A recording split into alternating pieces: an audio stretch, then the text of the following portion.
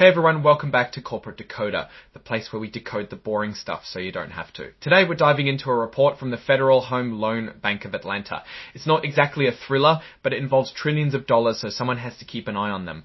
Think of it as watching the watchers and maybe finding a few surprises along the way. Before we get started, if you like having complicated corporate documents explained in simple terms, make sure you're subscribed. We also have a Discord community linked in the description below. Come join us to talk about the markets. This document is called a Form 8K and it's basically a quick update a company has to file when something important happens. In this case, it's about new debt they're taking on. The report is dated May 1, 2025, so this happened around that time. This report is about something called a direct financial obligation. Basically, it means the Federal Home Loan Bank of Atlanta is borrowing money.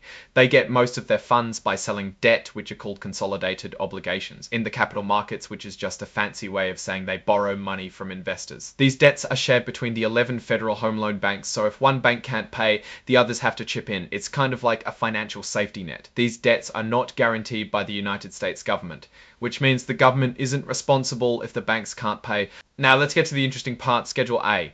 This schedule is a list of all the bonds and short-term debt that the Federal Home Loan Banks have committed to issue with the Atlanta Bank as the main person who has to pay it back. There's a few things to keep in mind when we look at this schedule. These bonds don't include interest rate swaps, which are agreements to exchange interest payments. These agreements can affect how much the bank actually pays in interest. This report only shows new debt, not the total amount of debt the bank has. The bank releases periodic reports to the SEC where you can find that amount. The dollar amounts in the report represent the amount of the debt at face value, which does not account for discounts, premiums, or concessions. For example, if someone got a lower price or extra incentive.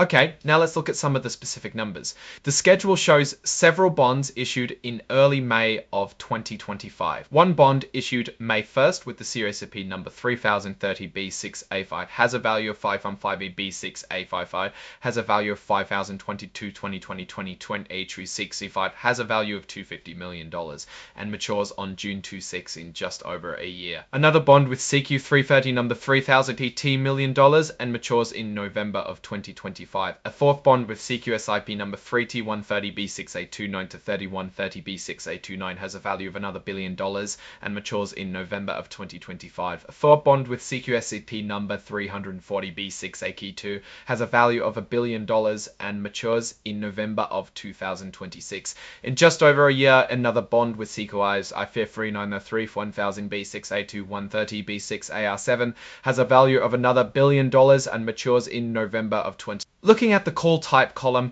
we can see whether the bank has the option to pay off the debt early. For most of these bonds, it says optional principal redemption, meaning the bank can choose to pay them off before the maturity date.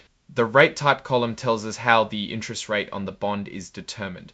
Several of these bonds are fixed constant, meaning the interest rate stays the same over the life of the bond. The maturing in June of 2026 has a coupon percentage of 4.3%. A couple of the other bonds have variable rates, which means the interest changes. It is important to understand what these terms mean. Here is a more detailed explanation. Optional principal redemption means that the bonds can be paid back early by the bank at its discretion.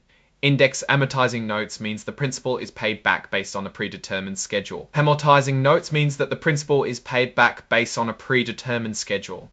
The redemption provisions are American, which means it can be paid back on specific dates. European, which means it can be paid back on specific dates.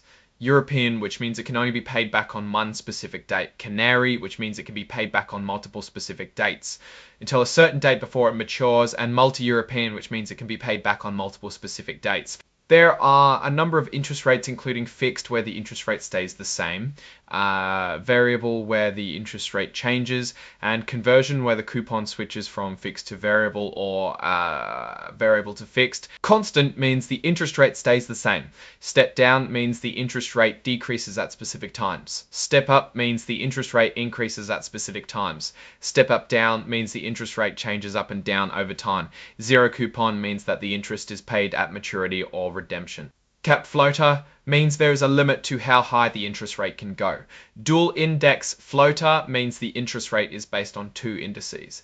Leveraged averaged means the interest is based on a multiplier, so it can be leveraged, which means multiplied by a number greater than 1, or deleveraged, which means multiplied by a number less than 1. Inverse floater means the interest rate goes up when an index goes down and vice versa. Step floater means the interest rate increases over time. Range means the interest rate changes based on whether a specific index is within a specific range. Single index floater means the interest rate cannot go lower than the previous coupon. Alright, that's our breakdown of this 8K filing. What's your take on these new debts and what they might signal for the Federal Home Loan Bank of Atlanta? Let me give you my opinion. Basically, the Federal Home Loan Bank of Atlanta is borrowing a lot of money, over $3 billion, through these bond offerings. The fact that they're issuing so much debt suggests they need funds to support their lending activities. The variety of maturity dates and interest rate types gives them some flexibility in managing their debt. It is worth pointing out that most of these bonds have optional principal redemption, which is good. If interest rates go down, they can pay off the old debt and refinance at a lower rate. It's also good that the US government doesn't back them, so the taxpayer is not responsible. On the other hand, if the bank is in financial trouble, there is no backstop. Drop your thoughts in the comments.